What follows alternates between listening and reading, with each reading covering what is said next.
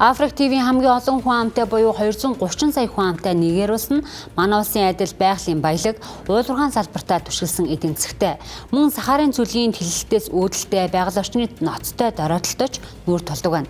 Хурдцтай хөгжиж байгаа энэ улсын ард иргэдийг хамгийн ихээр айдасд автуулдаг зүйл бол хүн хулгайлах гэмт хэрэг болсон байна. За тус улсын төв болон хойд хэсэгт байрлах Нигери мужид зэвсгэлсэн этгээдүүд сүм рүү халдаж олон зуун хүнийг барьцаалсан айдас хүргэн үйл явдал гарлаа.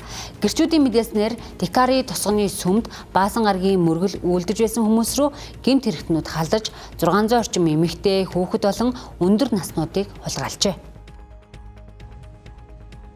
Халдлагын дараа зэвсэгт бүлэглэлийн цахим сүлжээнд тодруулбал Facebook болон WhatsApp аппликейшнаар дамжуулан барьцаалагдсан хүмүүсийн дүрсийг нийтэлжээ. Уг бичлэгт ой модоор хүрээлэгдсэн газарт олон тооны хүнийг газар суулгаж эргэн тойронд нь зэвсгэлсэн ирчүүд зогсож байгааг харуулсан бөгөөд цаана нь хүүхдүүдийн уйлах чимээ тод сонсогдож байлаа. Бичлэгт гарч буй зэвсгэлсэн этгээд хаусаа хэлээр ярьж арга ирээхэнд нь хандан айлган сүрдүүлсэн мессеж илгээсэн байна. Нийгмийн цагдаагийн байгууллага болон орон нутгийн эрх баригчид хадлага гарсан болохыг албан ёсоор баталсан хэдий ч хулгайлагдсан хүмүүсийн тоог наривчлан гаргаж чадаагүй. Цагдаагийн хэвлэлийн төлөөлөгч мэдэгдэхтэй гэмт этгээдүүд эхлээд Гидан Зина болон Кипания тосгодод халдаж улмаар сүм рүү дайрсан. Одоогоор аврах нөхцөл байдал үнэлгээ хийх зорилгоор аюулгүй байдлын нэмэлт хүчийг тухайн бүс нутагт илгээгээд байгаа дурджээ. Орон нутгийн оршин суугчид барьцаалагдсан хүмүүсийн дунд нарай хүүхэдтэй эцэг эхчүүд олон байгааг сануулж тэднийг суллах тал дээр холбооны болон мужийн эрх баригчдыг яаралтай арга хэмжээ авахыг уриалж байна. Энэхүү эмгэнэлт хэрэг нь нийгмийн хойд болон төв хэсэг сүүлийн жилүүдэд газар аваад буй хүн хулгайлах гэмт хэргийн зөвхөн нэг хэсэг юм а. Орон нутагт дээрэмчид хэмээн нэрлэгддэг хүн зэвсгэлсэн гэмт бүлэглэлүүд тосгон, сургууль, хурдны замууд руу байнга халдаж барьцааны мөнгө нэхэх зорилгоор хүмүүсийг олноор нь хулгайлах нь энгийн үзэгдэл болж хувираад байна. Аюулгүй байдлын энэхүү тогтворгүй байдал нь